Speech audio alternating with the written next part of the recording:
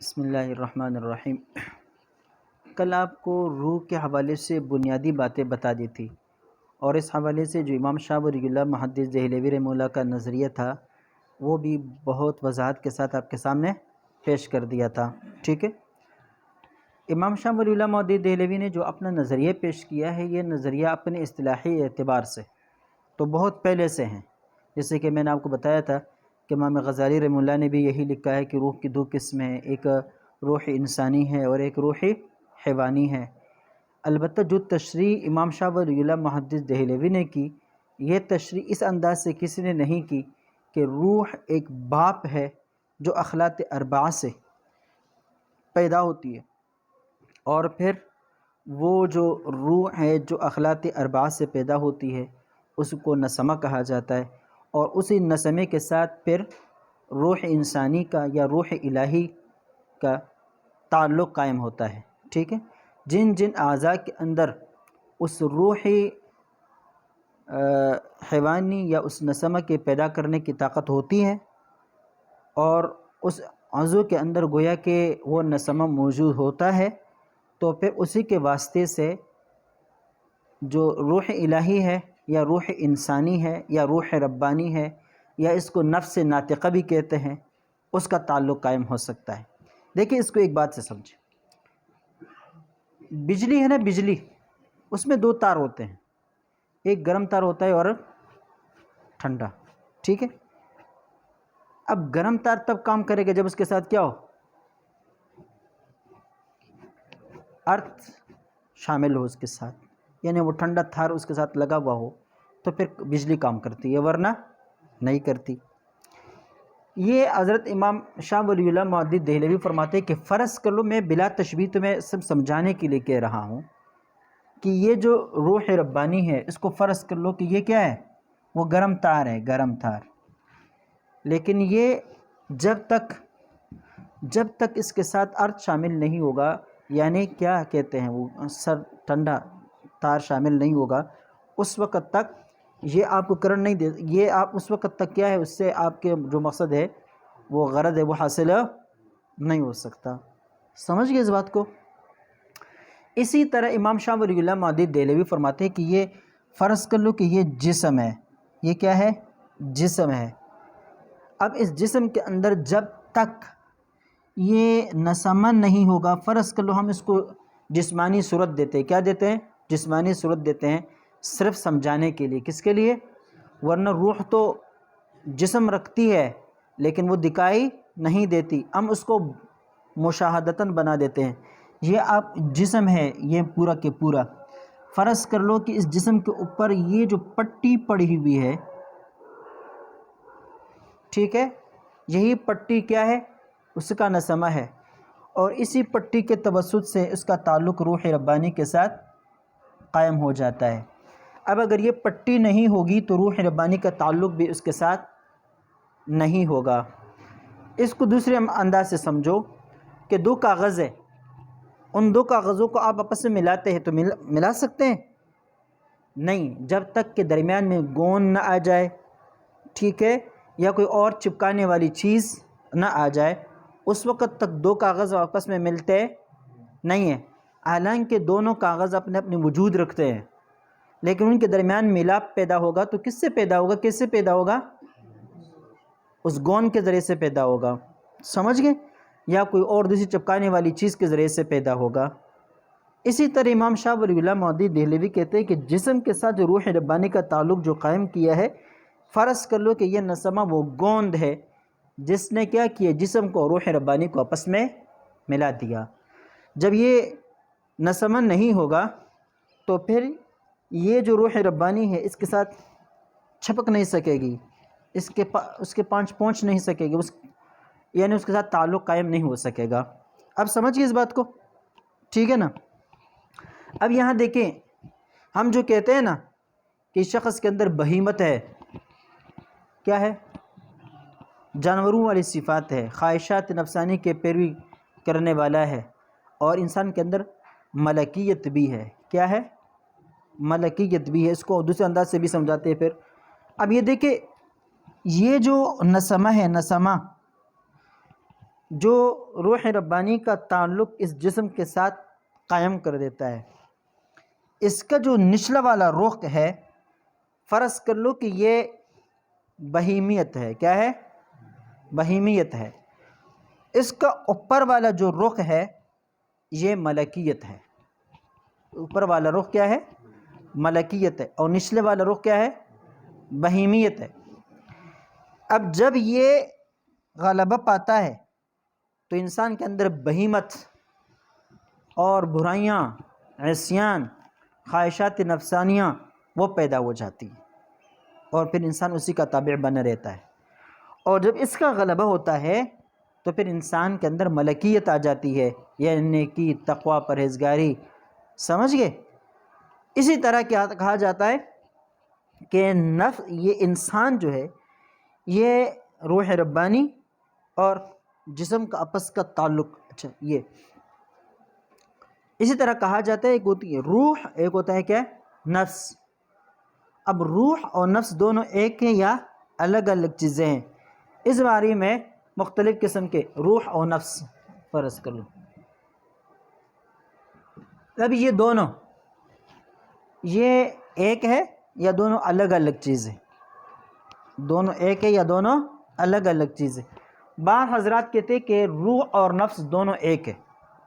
جو نفس ہے وہی روح ہے، اور جو روح ہے وہی نفس ہے. اب چونکہ اصل میں روح یہی روح ربانی ہے تو گویا کہ یہ نفس بھی کیا ہوگا؟ ان حضرات کے نزدیک کیا بنے گا؟ روح ربانی ہی بنے گا. لیکن بعض حضرات کہتے ہیں کہ نفس الگ چیز ہے اور روح الگ چیز ہے.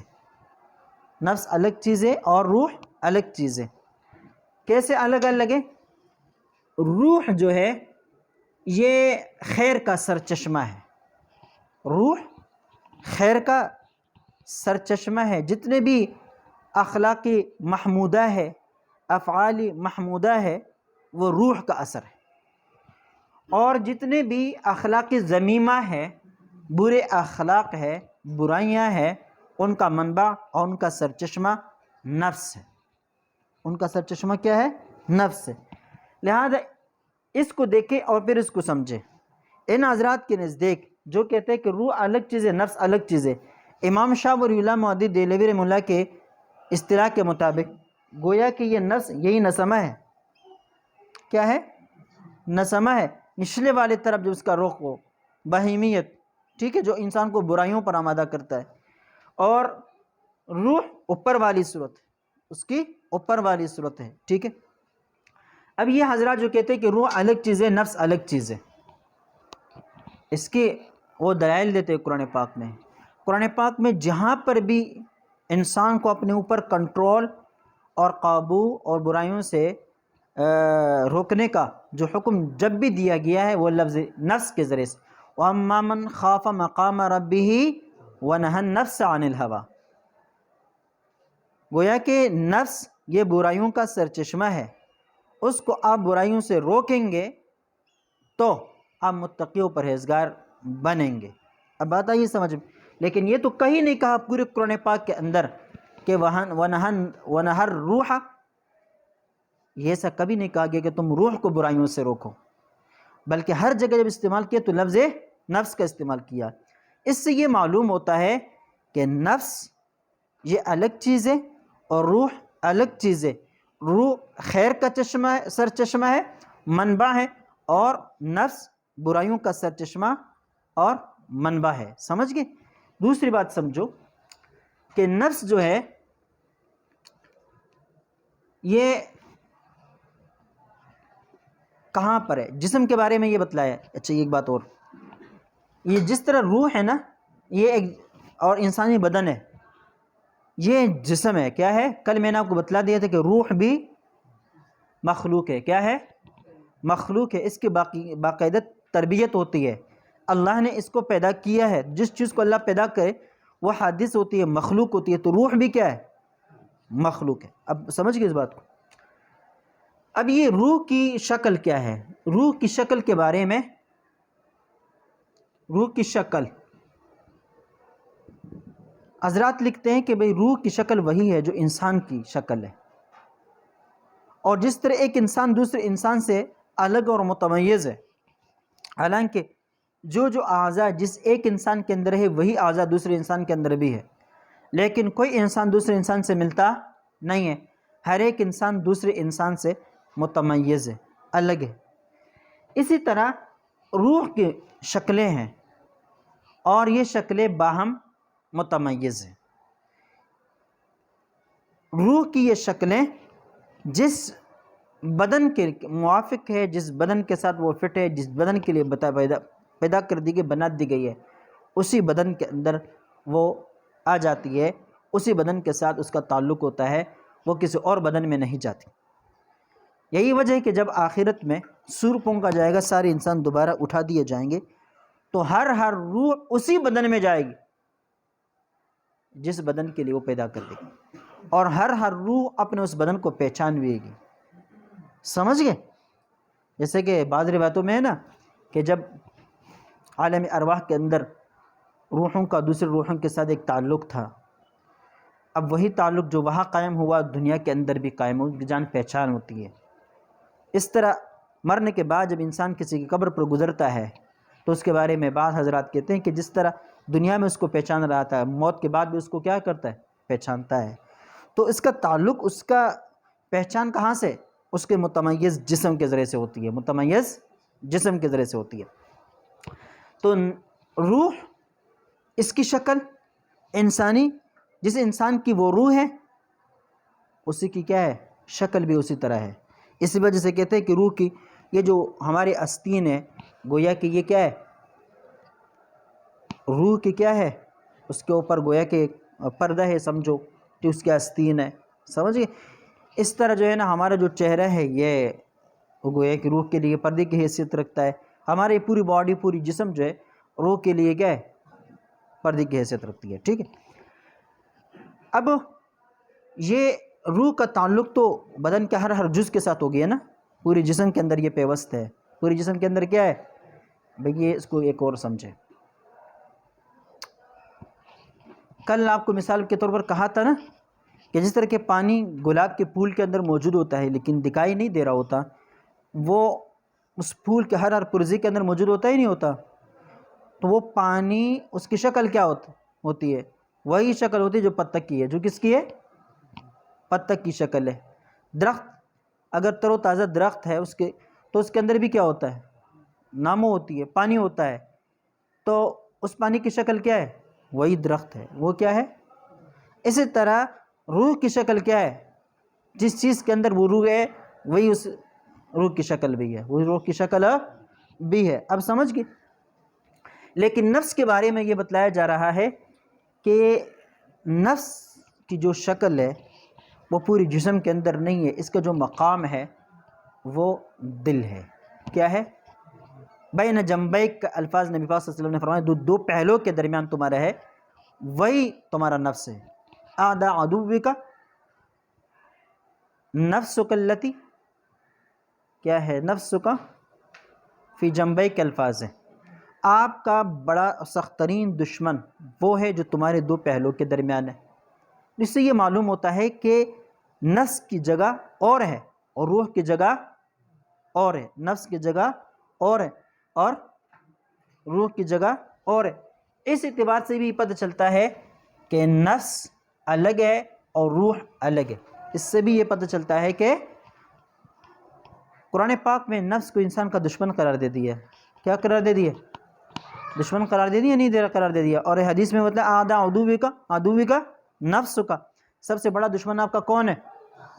اسی بنا پر یہ کہا گیا ہے کہ نفس کے ساتھ جہاد کرنا یہ جہاد اکبر ہے۔ نفس کے ساتھ جہاد کرنا جہاد، اور اس کی وجہ قاتل الذین یلونکم من الکفار، قاتل الذین قرآن پاک میں ہے کہ نہیں؟ نفس قریب ہے یا آپ کا دشمن قریب ہے؟ نفس قریب ہے نا، تو قریب کے دشمن سے جو جہاد ہوگا، جنگ ہوگی، وہ اصل میں بڑی جنگ ہوگی۔ کیا ہوگی؟ اسی وجہ سے حدیث میں اس کو کیا کہا گیا؟ جہاد اکبر کہا گیا۔ قرآن پاک کی آیت کیا بتلاتی ہے کہ قاتل الذین یلونکم من الکفار، ان کفار کے خلاف لڑو، تمہارے قریب ہے۔ جو قریب ہے اصل میں جہاں اس کے خلاف ہے. تو نفس دیگر دشمنوں کی نسبت سے قریب تر ہے، دوسرے دشمنوں کی نسبت سے قریب تر ہے، لہذا اس کے ساتھ جو جنگ ہوگی اس کو بڑی جنگ کہیں گے. اس کو حدیث نے کیا کہا؟ جہاد اکبر کہہ دیا. ٹھیک. ایک اس طرح یہ سمجھے کہ یہ نفس جو ہے، چونکہ یہ برائیوں کا سرچشمہ ہے، برائیوں کا سرچشمہ یہی ہے، اخلاقی ذمیمہ کا سرچشمہ یہی ہے. اس وجہ سے جب رمضان کے بارے میں کہا جاتا ہے نا کہ سارے کے سارے شیاطین قید کر لیے جاتے ہیں. کیا کیے جاتے ہیں؟ سارے کے سارے شیاطین قید کر دیے جاتے ہیں. تو قید کر دیے جانے کے بعد پھر ہونا چاہیے کہ دنیا کے اندر کوئی برائی نہ ہو، کوئی برائی نہ ہو، لیکن برائیاں پھر بھی ہوتی ہے، برائیاں پھر بھی ہوتی ہے. تو وہ شیطان کے اثر کی بنا پر نہیں، اس نفس کے اثر کی بنا پر ہوتی ہے. کس کی بنا پر ہوتی ہے؟ اس لیے کہ شیطان قید نفس تو آپ کا قید نہیں ہے نا. اس وجہ سے اب جس آدمی نے اپنے نفس کو کنٹرول میں لیا ہے، قابو کیا ہے، تو نفس کے قابو ہونے کی وجہ سے اور باہر کے اثرات کیا ہے اثر انداز نہ ہونے کی وجہ سے پھر انسان کے اوپر وہ ملکیت کی جو صفتیں ہیں وہ غالب رہتی ہے، انسان نیک ہوتا ہے. اس کو ایک اور سمجھو، جب آپ کا نفس کنٹرول میں ہے، لہذا یہاں سے آپ کو اخلاق ذمیمہ کی ترسیل نہیں ہوتی، وہ آپ کے کنٹرول میں آ گیا ہے. اب مسئلہ ہے شیاطین کا، کس کا؟ باہر سے کسی اور کے اثر انداز ہونے کا، کسی اور کے اثر انداز ہونے کا. جب کسی اور کے اثر انداز ہونے کا خطرہ لاحق ہے تو وہ عمومی حالت کے اندر ہے کہ اس وقت آپ کا مقابلہ صرف شیاطین کے ساتھ رہتا ہے. کس کے ساتھ رہتا ہے؟ نفس تو آپ کا کنٹرول ہو گیا ہے، لیکن اب آپ کا مقابلہ بیرونی دشمن کے ساتھ ہے جو نفس سے باہر ہے، شیاطین ہے. کیا ہے؟ شیاطین ہے. جب وہ رمضان میں قید ہو گئے تو شیاطین کا مقابلہ تو ختم ہو گیا، نفس پہلے سے کنٹرول میں ہے، لہذا آپ کیا بن جائیں گے؟ متقی اور پرہیزگار بن جائیں گے. سمجھ گئے؟ لیکن اگر آپ کا نفس کنٹرول میں نہیں ہے، قابو میں نہیں ہے، تو آپ عام حالت کے اندر گویا کہ دو جنگیں لڑتے، نفس کے خلاف بھی اور شیطان کے خلاف بھی. اب نفس بھی کنٹرول میں نہیں آیا، وہ برائیوں پر آپ کو آمادہ کرتا رہتا ہے، اور شیطان بھی اپنا زور لگاتا رہتا ہے. سمجھ گئے؟ اب رمضان کے اندر شیطان تو قید ہو گیا، لیکن نفس قید نہیں ہوا، وہ آپ کو برائیوں پر ڈالتا ہے. لہذا شیاطین کے قید ہو جانے کے بعد بھی جو برائیاں ہوتی ہیں وہ نفس کے اثرات ہوتے ہیں. کس کے ہوتے ہیں؟ نفس کے اثرات ہوتے ہیں. اس بات کو سمجھ گئے سر؟ اچھا، ایک بات اور سمجھے، یہ میں نے آپ کو بتلا دیا کہ روح الگ ہے، نفس الگ ہے. ان دونوں کے اندر امتزاج ہے، ان دونوں کے اندر کیا ہے؟ امتزاج ہے اور ٹکراؤ ہے. جو غالب آتا ہے انسان کے اوپر وہی اعمال اور اسی کے نتائج اور اسی کے اثرات مرتب ہوتے ہیں. جو مغلوب ہو جاتا ہے اس کے اثرات پیچھے چلے جاتے ہیں، اس کے اثرات پیچھے چلے جاتے ہیں. یہ جو قرآن میں ہے نا، کیا ہے؟ امشاج نبتلیہ فجعلناہ سمیعا بصیرا. بعض حضرات کہتے ہیں کہ یہ جو امشاج نبتلی، یہ جو امتزاج ہے نا وہ یہی ہے نفس اور روح کا. اسی کے اندر، اس کشمکش کے اندر تمہیں پیدا کیا کہ مبتلا کر دیا جاتا ہے. ٹھیک ہے؟ اور پھر تمہاری اس سے تخلیق، بہرحال وہ الگ چیز ہے. یہ جو نفس ہے، یہ روح ہے، ان دونوں کے درمیان ٹکراؤ رہتا ہے. اب دیکھیں، بعض حضرات کہتے ہیں کہ لفظ روح عربی میں مذکر ہے اور لفظ نفس مؤنث ہے. تو روح ایسا ہے جیسے کہ مذکر ہو اور نفس ایسا ہے جیسے کہ مؤنث ہو. یہ دونوں آپس میں ملتے ہیں تو غلبے کا اعتبار ہوتا ہے. جیسے کہ آپ نے چند دنوں پہلے وہ حجۃ البالغہ کے اندر ایک روایت پڑھی کہ بھائی جب میاں بیوی کا آپس میں ملاب ہوتا ہے تو پانی کے اثر کی بنا پر بچے کا شکل و صورت اس کی طرف چلا جاتا ہے، جس کا غلبہ ہوتا ہے بچہ اسی کے رنگ پر، اس پر پیدا ہوتا ہے. اسی طرح ان دونوں کے درمیان یہ کشمکش ہے، جس کا غلبہ ہوتا ہے تو یہ جو اعمال ہے نا، یہ ان کی اولاد ہے. کیا ہے؟ اولاد کی طرح ہے. جس کا غلبہ ہوگا اس طرح اعمال وجود میں آئیں گے، اس طرح اعمال وجود میں آئیں گے. سمجھ گئے؟ یہ بات ختم. اب آخری بات جو بہت اہم ہے، جب ہم نے نسمہ کو الگ، روح ربانی کو الگ کہہ دیا، اور ہم نے کل آپ کو بتلا دیا تھا کہ جب یہ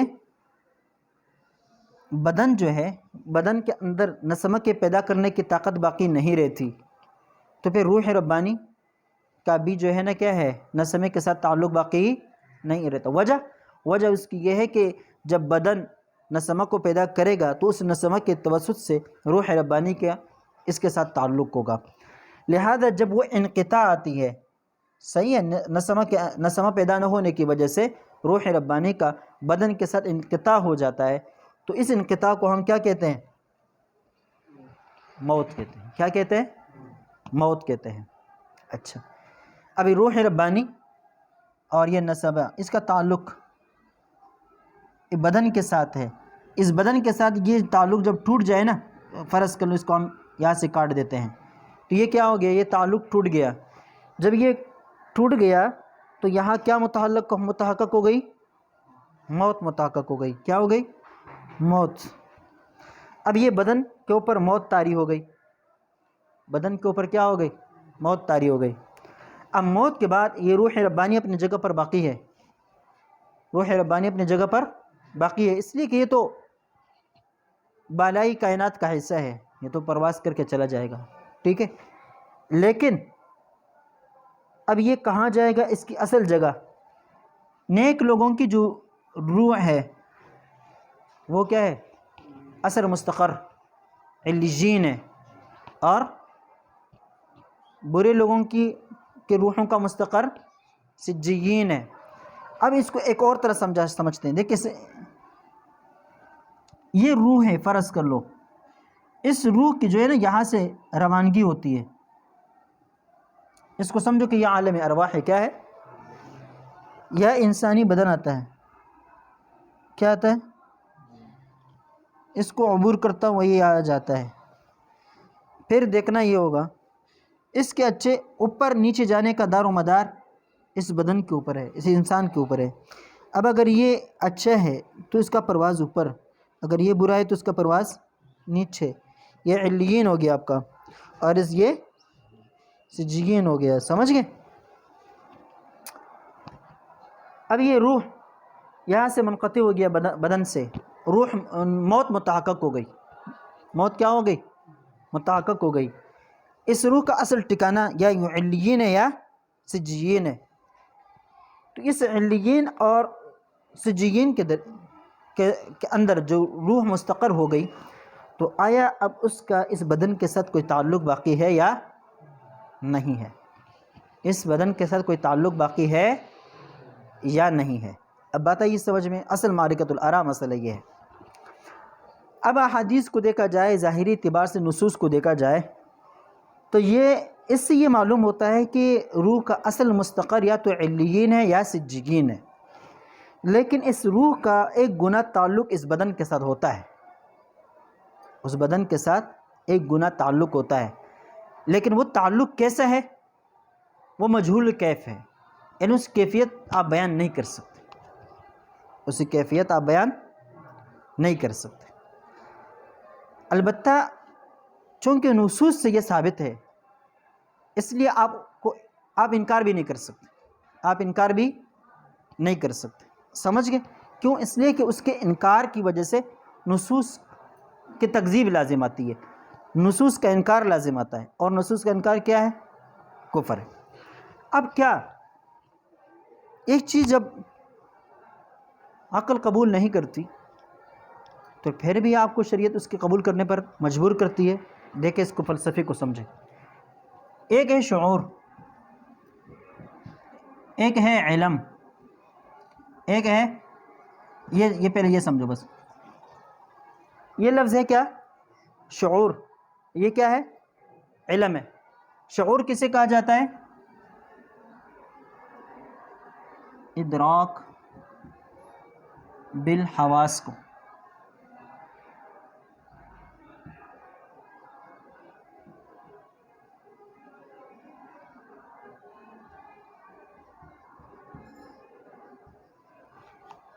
شعور نام ہے ادراک بالحواس کا، شعور نام ہے کس کا؟ ادراک بالحواس کا، اور علم نام ہے کس کا؟ ادراک بالعقل یا بالوحی کا۔ اب اس بات کو بہت باریکیوں میں سمجھو بھائی۔ قرآن پاک میں اللہ تعالیٰ نے فساد کے ساتھ جب ذکر کیا نا، وَإِذَا قِيلَ لَهُمْ لَا تُفْسِدُوا فِي الْأَرْضِ، آگے کیا ہے؟ آگے اللہ تعالیٰ کیا فرماتے ہیں؟ أَلَا إِنَّهُمْ هُمُ الْمُفْسِدُونَ وَلَكِنْ لَا يَشْعُرُونَ، یہ در حقیقت فسادی ہے، اور فساد تخریب کاری یہ محسوس چیز ہے۔ تخریب کاری کیا ہے؟ محسوس چیز ہے، اور اس کے لیے آگے ذکر کیا وَلَكِنْ لَا يَشْعُرُونَ، اس محسوس چیز کا یہ ادراک نہیں کرتے۔ یعنی جس چیز کو آپ حواس کے ذریعے سے کیا کر سکتے تھے؟ ادراک کر سکتے تھے، آپ اس سے محروم ہیں، آپ اس شعور سے محروم ہیں، یعنی حس کے ذریعے سے آپ کو ادراک نہیں ہے، ادراک کا ملکہ آپ کو حاصل نہیں۔ دوسرے ہے علم۔ علم کہا جاتا ہے ادراک بالعقل کو یا ادراک بالوحی کو۔ اس سے آگے وَإِذَا قِيلَ لَهُمْ آمِنُوا كَمَا آمَنَ النَّاسُ قَالُوا أَنُؤْمِنُ كَمَا آمَنَ السُّفَهَاءُ أَلَا إِنَّهُمْ هُمُ السُّفَهَاءُ وَلَكِنْ لَا يَعْلَمُونَ۔ بھائی باریکی کو سمجھو، دیکھیں وہاں فساد کے ساتھ شعور اور ایمان کے ساتھ علم۔ اب ایمان جو ہے یہ معنوی چیز ہے، اس کا ادراک بالحواس نہیں ہو سکتا۔ آپ کس شخص کو دیکھ کر یہ فیصلہ نہیں کر سکتے کہ یہ مسلمان ہے یہ کافر ہیں، ٹھیک ہے، جب تک وہ خود نہیں بتائے گا، جب تک اس کے اعمال سے ظاہر نہ ہو جائے، یا جب تک وہ خود بتائے گا نہیں۔ کیوں؟ اس لیے کہ یہ کیا ہے؟ معنوی چیز ہے، اور فساد کیا ہے؟ محسوس چیز ہے۔ فساد کے ادراک کو شعور کہا جاتا ہے، ایمان کے ادراک کو علم کہا جاتا ہے۔ اب سمجھ گئے اس بات کو؟ علم کے لیے عقل کی ضرورت ہے، علم کے لیے کس کی ضرورت ہے؟ عقل یا وحی کی ضرورت ہے، اور شعور کے لیے کس کی ضرورت ہے؟ حواس کی ضرورت ہے۔ جب یہ حواس ختم ہو جاتے ہیں تو شعور اڑ جاتا ہے، حواس نہیں رہتے تو شعور بھی نہیں رہتا۔ اب دیکھیں جانور کے اندر حواس ہوتے ہیں تو شعور بھی ہوتا ہے، وہ جانتے کہ یہ پانی ہے، یہ کیا ہے، کھانے کی چیزیں وغیرہ وغیرہ، بھاگتے ہیں، بیٹھتے ہیں، اٹھتے ہیں، بھوک و پیاس کا پتہ ان کو چلتا ہے یا نہیں ہوتا؟ یہ کس کے اثرات ہے؟ حواس کے اثرات، شعور کی صورت میں سرزد ہوتے ہیں، ظاہر ہو جاتے ہیں۔ لیکن علم کا تعلق عقل کے ساتھ ہے، اور علم ایک ملکہ ہے جو آپ کو مختلف قسم کی چیزوں کے ایجاد پر آمادہ کر دیتے ہیں۔ سمجھ گئے؟ ایک علم وہی نا جو آپ نے دیکھیں، ایک ہوتے ہیں لوگ کہتے ہیں کہ ہے معلومات، اور ایک ہوتا ہے علم۔ معلومات اور علم میں کیا ہے؟ فرق ہے۔ معلومات اور علم میں فرق۔ بھائی معلومات تو جانور کو بھی ہوتے ہیں، جانور کو یہ پتہ ہوتا ہے کہ وہاں پر حوض ہے، وہاں پر پانی پئیں گے۔ آپ پیاسے جانور کو جیسے ہی رسی سے نکالیں گے اور اس کی رسی کھولیں گے، اگر وہ پیاسا ہوگا دوڑتا ہوا اس جگہ طرف جائے گا، اس کو پتہ ہے کہ پانی وہاں ہے، اس کو پتہ ہے کہ پانی، اگر وہ بھوکا ہوگا اور گھاس یہاں پر پڑی ہوئی ہو اور آپ اس کی رسی کو کیا کر دیں، کھولیں، وہ بھاگتا ہوا اس کس کے پاس جائے گا؟ گھاس کے پاس جائے گا۔ اس کا بچہ آپ نے کسی جگہ گرفتار کر لیا ہے، کسی کی جگہ بٹھا دیا اور یہاں جانور کو باندھ دیا ہے، جیسے ہی آپ اس کو کھولیں گے وہ بھاگتا ہوا اپنے بچے کے پاس جائے گا۔ تو اس کو پتہ ہے کہ بچہ کہاں ہے، اس کو پتہ ہے کہ پانی کہاں ہے، اور اس کو پتہ ہے کہ گھاس کہاں ہے۔ سمجھ گئے اس بات کو؟ تو یہ اس کے معلومات ہے، یہ اس سے کیا ہے؟ معلومات۔ اور علم کیا ہے؟ غیر معلوم چیز کو آپ اس علمی طاقت کے ذریعے سے معلوم کر سکیں، غیر معلوم چیز کو آپ اس علمی طاقت کے ذریعے سے، اس استعداد اور صلاحیت کی وجہ سے معلوم کر سکے، اس کو علم کہا جاتا ہے، اس کو ملکہ کہا جاتا ہے۔ وہ جو کہتے ہیں نا، میرے دل کے اندر ایک سوال آتا ہے، وہ بہت گہرا سوال ہے۔ حضرت آدم علیہ السلام کو اللہ تعالیٰ نے تمام چیزوں کے نام بتا دیے، فرشتوں کو نہیں بتائے، پھر مقابلہ کیسے ہوگا؟ فرشتوں کو نہیں بتائے، پھر کہا کہ کیا کرو، آپس میں مقابلہ کرو، تو آدم علیہ السلام کو تو بتلا دیے تھے، فرشتوں کو بتائے ہی نہیں تھے، تو پھر مقابلہ کیسے؟ ایک شخص کو آپ نے کتاب پڑھائی نہیں ہے، اسے امتحان کیسے لوگے؟ اور ایک شخص کو آپ نے کتاب پڑھائی ہے، آپ اسے امتحان لیتے ہو، جس کو نہیں پڑھائی وہ فیل ہو جائے، جس کو پڑھائی ہے وہ پاس ہو جائے، تو وہ فیل شدہ آدمی تو کہے گا بھائی میں نے تو پڑھا ہی نہیں ہے، آپ نے پڑھا ہی نہیں ہے، آپ نے تو بتایا ہی نہیں تھا، اس کو آپ نے بتایا، اس نے لکھ دیا، وہ جیت گیا۔ یہ مقابلہ کیسے ہوگا بھائی؟ مقابلہ ہو رہا ہے؟ تو پھر کیوں کہا جاتا ہے کہ آدم فرشتوں پر بازی لے گیا، فرشتوں پر بازی لے گیا؟ اب بعض حضرات کہتے ہیں کہ انسان کے اندر یہ جو فطرت ہے نا، اس کی فٹنگ کر دی گئی ہے، جیسے کہ کس چیز کے اندر آپ کس چیز کو چسپا دیتے ہیں، تو اس چسپانے کے اثر کی بنا پر وہ مختلف چیزوں کو پھر وہ جانتا ہے، اور جو جو چیزیں آپ نے اس کے اندر فٹ کی ہوئی ہوتی ہے اسی کے مطابق وہ چلتا ہے۔ پھر اب انسان کے اندر وہ ملکہ آپ نے فٹ کر دیا، اللہ تعالیٰ نے فٹ کر دیا، فرشتوں کے اندر وہ ملکہ فٹ ہی نہیں کیا، تو مقابلہ کیسے ہوگا؟ مقابلہ کیسے ہوگا؟ سمجھ گئے؟ اب اس مقابلہ کروا دیا جائے اور اس میں جس آدمی کے اندر آپ نے صلاحیت رکھی نہیں وہ فیل ہو جائے، تو اس کو اس کا فیل ہونا کیسے کہیں گے؟ اس کا فیل ہونا کیسے کہیں گے؟ گہری بات ہے کہ نہیں؟ یاد در حقیقت کوئی مقابلہ نہیں ہے، در حقیقت کوئی مقابلہ نہیں ہے، لیکن چیز کوئی اور ہے۔ اچھا اس کو ہم جو ہے نا کل کی اس میں بتائیں گے، آج اگر اس کے پاس جاؤں گا نا تو پھر یہ جو اہم مسئلہ ہے یہ رہ جائے گا، ٹھیک ہے؟ جو مقابلہ کروایا گیا حقیقت کروایا گیا، ان عرضنا الامانۃ علی السماوات والارض والجبال فابین ان یحملنها واشفقن منها وحملها الانسان۔ یہاں پر کیا ہے؟ آسمان پر پیش کیا، زمین پر پیش کیا، پہاڑوں پر پیش کیا، سب نے انکار کر دیا، انسان نے کیوں قبول کر دیا؟ لیکن سب نے انکار کر دیا، جبکہ دوسری جگہ اللہ تعالیٰ فرماتے فاتینا طائعین، ہم نے ان سے کہا کہ ہمارے پاس آ جاؤ، تو دوڑتے ہوئے کیا اطاعت بجا لاتے ہوئے ہمارے پاس آ گئے، قبول کر دیا۔ انکار تو وہاں ہے ہی نہیں، انکار تو وہاں ہے ہی نہیں، یہاں انکار کی نسبت کیسے کی جا رہی ہے؟ دیکھیے جگہ میں اللہ کیا فرماتے ہیں، ہم نے کائنات آسمان و زمین کو حکم دیا کہ آ جاؤ اطاعت کر لو، تو کیا کرے؟ فاتینا طائعین، وہ ہمارے تابعدار ہو کر آئے، یعنی ہماری بات کو تسلیم کیا، ہماری بات کو کیا کیا؟ تو ہماری بات کو جب تسلیم کیا تو اس کے اندر یہ بھی تو ہے، ہم نے جو باتیں کی تھی ان میں سے ایک یہ بھی تو تھی۔ یہاں کہاں جا رہے؟ انکار کر دیا، ادھر کیا کہا جا رہا ہے؟ اطاعت کر دی، کیا کر دی؟ اطاعت کر دی، اور اطاعت کو بجا لاتے ہوئے ہمارے پاس آ گئے، تو ٹکراؤ ہے نا، اس ٹکراؤ کو کل دیکھیں گے۔ آج ہم ایک مسئلے کو حل کرتے ہیں، یہ بہت گہرا مسئلہ ہے۔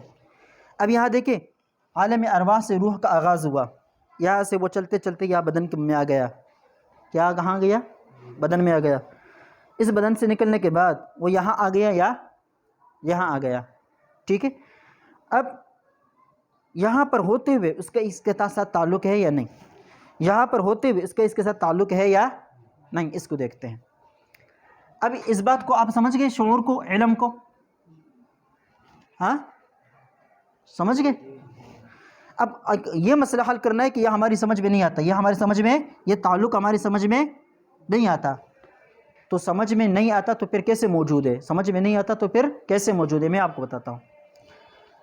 اس روح کا تعلق اس جسم کے ساتھ جو ہوتا ہے نا، تین طریقوں پر ہے۔ کس پر طریقے؟ یعنی اس روح کا تعلق جب جسم کے ساتھ وابستہ ہو جاتا ہے تو اس جسم کے اندر تین قسم کی طاقتیں و قوتیں پیدا ہو جاتی ہیں۔ نمبر ایک تصرف، نمبر دو تدبیر، نمبر تین حیات۔ کیا؟ تصرف، تدبیر، حیات۔ تصرف کیا ہے؟ ابھی میں آپ کے سامنے لکھ رہا ہوں، بول رہا ہوں، چل رہا ہوں، ٹھیک ہے؟ آپ بیٹھے ہوئے مجھے دیکھ رہے ہیں، یہ آپ کے تصرفات، یہ تصرفات اس روح کی وجہ سے ہیں۔ اگر یہ روح نہ رہے تو یہ تصرفات باقی نہیں رہیں گے۔ اب سمجھ گئے؟ دوسرا، اس تعلق کے قائم ہونے کی وجہ سے تدبیر آ گئی۔ تدبیر کیا ہے؟ اب میں بول رہا ہوں لیکن میرا معدہ کام کر رہا ہی نہیں کر رہا، ٹھیک ہے؟ وہ جو کہتے ہیں نا کہ بھائی اللہ تعالیٰ سارے کاموں کی طرف بیک وقت کیسے متوجہ ہو سکتے ہیں، تو یہ دل، یہ سام کا سب کام کر رہے ہیں یا نہیں کر رہے؟ میں بیک وقت ہاتھ بھی ہلا رہا ہوں، دیکھ بھی رہا ہوں، بول بھی رہا ہوں، تو بولنے کے اندر میرا ہاتھ ہلانا یہ مزاحم بنتا ہے؟ ٹکراؤ رکاوٹ بنتا ہے؟ نہیں۔ میرے بولنے کے اندر میرا دیکھنا رکاوٹ بنتا ہے؟ نہیں بنتا۔ اچھا، میرا دیکھنا میرے بولنے میں رکاوٹ بنتا ہے؟ نہیں بنتا۔ میرے ہاتھ ہلانا میرے دیگر کاموں کے اندر رکاوٹ بنتا ہے؟ میرا ہاتھ ہلانا میرے پیروں کے ہلانے میں رکاوٹ بنتا ہے؟ نہیں بنتا۔ یہ سارے کام ہو رہے نہیں ہو رہے؟ تو کوئی چیز دوسرے کے سامنے کوئی مزاحمہ نہیں بنتی۔ اس طرح اللہ رب العزت تمام کاموں کو دیکھتے بھی ہیں اور سر انجام بھی دیتے ہیں، سارے جو ہے کوئی چیز دوسرے کے سامنے کوئی مزاحمہ نہیں بنتی۔ سمجھ گئے؟ تو ایسے میں نے کر دیا۔ اب یہ تصرف ہے، یہ آ گیا جو میں نے آپ کو بتلا دیا، مختلف قسم کی حرکتیں، یہ تدبیر ہے۔ تدبیر کیا ہے؟ یہ نظام چل رہا ہے، میرے چلانے کے بغیر چل رہا ہے۔ جیسے کہ روح کا تعلق ہے تو معدہ کام کر رہا ہے، روح کا تعلق نہ ہوتا تو معدہ کام نہیں کرتا۔ روح کا تعلق ہے تو خون چل رہا ہے، روح کا تعلق نہ ہوتا تو روح کا تعلق ہے تو دل اپنا کام کر رہا ہے، روح کا تعلق نہ ہوتا تو دل اپنا کام نہ کرتا۔ یہ جو سارے کام چل رہے ہیں یہ تدبیر ہے۔ یہ کیا ہے؟ تدبیر ہے۔ اچھا، اب یہ تصرف بھی دکھائی دیتا ہے اور تدبیر بھی دکھائی دیتا ہے، محسوس کیا جا سکتا ہے۔ کیسے؟ بھائی جو میں بول رہا ہوں اور کھا رہا ہوں، پی رہا ہوں، گھوم رہا ہوں، تو اس کا پتہ یہ ہے کہ میرے معدہ بھی کام کر رہا ہے، میرے جسم بھی کام کر رہا ہے، میرے دل کے اندر خون بھی چل رہا ہے، میرا دل بھی کام کر رہا ہے۔ اگر نہ کر رہا ہوتا تو میں اس طرح بھاگ دوڑ نہ کر سکتا ہوتا۔ یہ چیزیں محسوس کی جا سکتی ہیں۔ لیکن حیات ایک ایسی چیز ہے جو ان دونوں کا نتیجہ ہے۔ ان دونوں کا کیا ہے؟ یہ محسوس نہیں کیا جا سکتا، یہ محسوس نہیں کیا جا سکتا۔ بالفاظ دیگر، کبھی کبھی آپ نے دیکھا ہوگا ایک شخص کو کرنٹ لگ جاتا ہے۔ کیا لگ جاتا ہے؟ کرنٹ لگ جاتا ہے۔ کرنٹ لگنے کی صورت میں اس کے سارے حواس کام چھوڑ دیتے ہیں، حواس کام چھوڑ دیتے ہیں۔ وہ بالکل کیا ہو جاتا ہے، کہتے ہیں کہ بھئی ٹھنڈک محسوس کرتا ہے۔ اس کا علاج یہی ہے کہ زمین کے اندر اس کو دنسا دیا جائے اور اس کے بعد اس کے اندر پھر دوبارہ طاقت و قوت پیدا ہو جاتی ہے۔ بہت سارے ڈاکٹر کبھی کبھی فیصلہ اس صورت میں کرتے ہیں کہ فلاں مر گیا، لیکن قبر میں رکھنے کے بعد وہ پھر زندہ ہو جاتا ہے۔ اس کا یہ مطلب نہیں کہ وہ مرا ہوا تب زندہ ہو گیا، مرا ہوا نہیں تھا۔ اس کے یہ جو تعلق تھا نا، یہ تعلق تصرف کا، وہ ختم ہو گیا تھا۔ یہ جو تعلق تھا تدبیر کا، وہ تدبیر کا تعلق ختم ہو گیا تھا۔ سمجھ گئے؟ تم اس کو محسوس نہیں کر سکتے تھے، اس وجہ سے تم نے فیصلہ کر دیا کہ یہ مرا ہوا ہے، جبکہ اس میں حقیقتاً حیات موجود تھی۔ اس کے اندر حقیقتاً کیا تھی؟ حیات موجود تھی، لیکن تم اس کا ادراک نہ کر سکے۔ اس کا کیوں ادراک؟ اس لیے نہ کر سکے کہ اس کا تصرف والا تعلق ختم ہو گیا تھا، تدبیر والا تعلق ختم ہو گیا تھا۔ جب یہ دو تعلقات ختم ہو گئے تھے تو اس کا فیصلہ تم اپنے عقل کی بنا پر نہ کر سکے، اپنے ادراک شعور کے ذریعے سے تم اس کا فیصلہ نہ کر سکے۔ تو دیکھیں حیات موجود ہے، تدبیر نہیں ہے، تصرف نہیں ہے، تدبیر نہیں ہے، تصرف نہیں۔ سمجھ گئے؟ اس کو سمجھنے کے بعد یہ سمجھے، اس روح کا تعلق اس جسم کے ساتھ ہے، لیکن یہ تعلق تصرف والا نہیں ہے، یہ تعلق تصرف والا نہیں ہے۔ اس لیے مردہ ہمیں گھومتا پھرتا ہوا نظر نہیں آتا، گھومتا پھرتا ہوا نظر، کچھ کھاتا پیتا ہوا نظر نہیں آتا۔ تدبیر والا نہیں ہے، اس لیے اس کا معدہ کام کرتا ہوا ہمیں دکھائی، سانس لیتا ہوا ہمیں دکھائی نہیں دیتا۔ یہ تعلق ہے صرف یہ والا۔ اب سمجھ گئے؟ اس کو اور سمجھو بھی۔ ان دونوں کو اٹھاؤ، اس کو لے کر جاؤ یہاں تک، اس کو لے کر جاؤ یہاں تک۔ ان دونوں کا تعلق جو ہے نا شعور کے ساتھ، ان دونوں کا تعلق شعور کے ساتھ، اور اس کا تعلق علم کے ساتھ۔ اس کا تعلق کس کے ساتھ ہے؟ علم کے ساتھ ہے۔ اب سمجھو، قرآن پاک نے یہ کہا کہ شہداء زندہ ہے، وَلَكِنْ لَا تَشْعُرُونَ، یہ نہیں کہا وَلَكِنْ لَا تَعْلَمُونَ، تم جانتے نہیں ہو۔ علم کی نفی نہیں کی، شعور کی نفی کی۔ کس کی نفی کی؟ شعور کی نفی اس لیے کی کہ یہ دونوں تعلقات ختم ہو گئے۔ یہ جو تعلق ہے، اس کا تعلق جو ہے، اس تعلق کا تعلق علم کے ساتھ ہے، اور علم کہاں سے حاصل ہوتی ہے؟ یا تو عقل سے یا وحی سے، عقل سے یا وحی سے۔ اب عقل یہاں فیصلہ نہیں کر سکتی، لہذا فیصلہ کون کرے گی؟ وحی کرے گی۔ وحی نے ہمیں بتایا کہ تعلق ہوتا ہے، وحی نے ہمیں بتایا کہ تعلق ہوتا ہے۔ بھائی اس گہرائی کو سمجھ گئے؟ ہاں بھائی، یہ شاید تمہیں کوئی اس طرح نہ سمجھائے پھر۔ اچھا، اب آخری مسئلہ اس کے اوپر جو تفریق کرتے ہیں حل کرنے کی کوشش کرتے ہیں، ورنہ حیات و ممات کی بحث اپنی جگہ پر آ جائے گی، اس کے لیے پورے عنوان قائم ہے۔ ہو سکتا ہے ہم آپ پہنچے نہ پہنچے، میں آپ کو بتلاتا ہوں۔ اب بعض حضرات کہتے ہیں اس روح کا تعلق اس جسم کے ساتھ ہے مرنے کے بعد اس کا تعلق ہے، اس تعلق کو، اسی کیفیت کو بیان نہیں کیا جا سکتا۔ اب جو شخص اس کیفیت کو بیان کرتا ہے وہ اپنی طرف سے کرتا ہے، اس کے پیچھے کوئی دلیل نہیں ہے، اس کے پیچھے کوئی دلیل۔ اتنا تو ہے کہ اس روح کے ساتھ، بدن کے ساتھ روح کا تعلق ہوتا ہے، لیکن کس درجے کا ہوتا ہے، کس کیفیت کا ہوتا ہے، اس کا کچھ پتہ نہیں۔ ہمیں صرف اس تعلق کو مان لینا ہے، اس تعلق کو مان لینا ہے۔ اس کی کیفیت کو بیان کر کے پھر تمہارے اوپر کوئی ٹھونس دے کہ بھئی اس کو اس طرح مانو جس طرح میں نے اس کیفیت کو بیان کیا، یہ جو ہے نا، یہ نہ اہل سنت میں سے ہے اور نہ یہ کوئی دیوبندیت کا مسئلہ ہے، نہ پنجشیریت کا مسئلہ ہے، سمجھ گئے؟ لہذا اس باتوں کو یہاں دنیا میں کوئی بھی انسان ایسا نہیں ہے، جہاں تک میں سمجھتا ہوں مسلمانوں میں سے، وہ تو کافر کو بھی اس درجے میں حیات مانتے ہیں۔ کیا مانتے ہیں؟ کہ اس کو علم کا، آداب کا احساس ہوتا ہے نا، تو احساس کے لیے تو حیات چاہیے۔ حیات تو سب مانتے ہیں، حیات تو سب مانتے ہیں، لیکن اس تعلق کی کیفیت کیا ہے؟ اب جو لوگ کچھ لوگ بیان کرتے، کچھ لوگ بیان نہیں کرتے۔ جو لوگ بیان نہیں کرتے تو وہ اس کو گویا کے دور میں کیا کہا جاتا ہے؟ ممات کہا جاتا ہے، مماتی کہا جاتا ہے۔ جو بیان کرتے کہتے ہیں آپ نے حیاتی، بھائی حیاتی سب ہے، اس تعلق کی کیفیت میں اختلاف ہے۔ کس میں اختلاف ہے؟ کیفیت میں اختلاف ہے ایک۔ تو لہذا ہم اس کیفیت کو نہ ثابت کرتے ہیں، اتنا کہتے ہیں کہ بھئی یہ مجہول کیفیت ہے، یہ تعلق ہے، اور اس تعلق کو ماننا یہ نصوص سے ثابت ہے۔ اس سے آگے باتیں نصوص سے ثابت نہیں ہے۔ اب آئی بات سمجھ میں؟ اسی درجے میں جو شہداء کی زندگی ہے وہ بھی یہی ہے، حیات والی، تعلق والی زندگی۔ عام انسانوں کی زندگی ہے وہ بھی تعلق والی زندگی ہے۔ البتہ روح کا تعلق کسی کا بدرجہ اتم ہوتا ہے، کسی کا بدرجہ اضعاف، کمزور ترین ہوتا ہے، کسی کا متوسط ہوتا ہے، لیکن تعلق ہوتا ہے، تعلق ہوتا ہے۔ اس تعلق کی بنا پر وہ علم کو محسوس کرتا ہے، آداب کو محسوس کرتا ہے، نعمتوں کو، تنعیم کو محسوس کرتا ہے۔ اب سمجھ گئے اس بات کو؟ تو اس سے پتہ چلا کہ اصل روح کہاں ہے؟ علیجین میں۔ لہذا اب اگر کوئی شخص کہتا ہے کہ روح کا مستقر علیجین ہے، وہ بھی درست کیا ہے؟ کیوں؟ اس لیے کہ اصل مستقر یہی ہے۔ کوئی کہتا ہے کفار کی روحوں کا مستقر سجیین ہے، وہ بھی درست۔ اور چونکہ اس کا تعلق اس بدن کے ساتھ بھی ہے، لہذا اس تعلق کی بنا پر اگر کوئی شخص کہتا ہے کہ روح کس جگہ کیا ہے؟ بدن ہے، تو وہ بھی درست۔ فرق اعتباری۔ فرق کیا ہے؟ فرق اعتباری ہے، سمجھ گئے نا بھائی؟ جو لوگ کہتے ہیں علیجین میں ہے نا، تو وہ تو اصل کا اعتبار کرتے ہیں، اور جو لوگ کہتے ہیں بدن میں ہے نا، تو اس کے تعلق کا اعتبار کرتے ہیں۔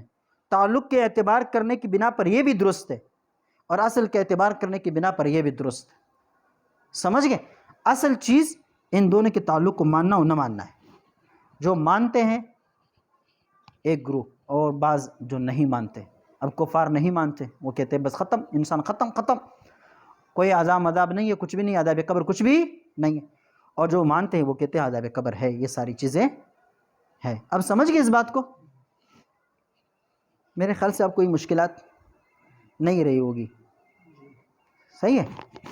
کوئی سوال پھر بھی اگر ہو تو آپ کہہ سکتے ہیں، ٹھیک ہے؟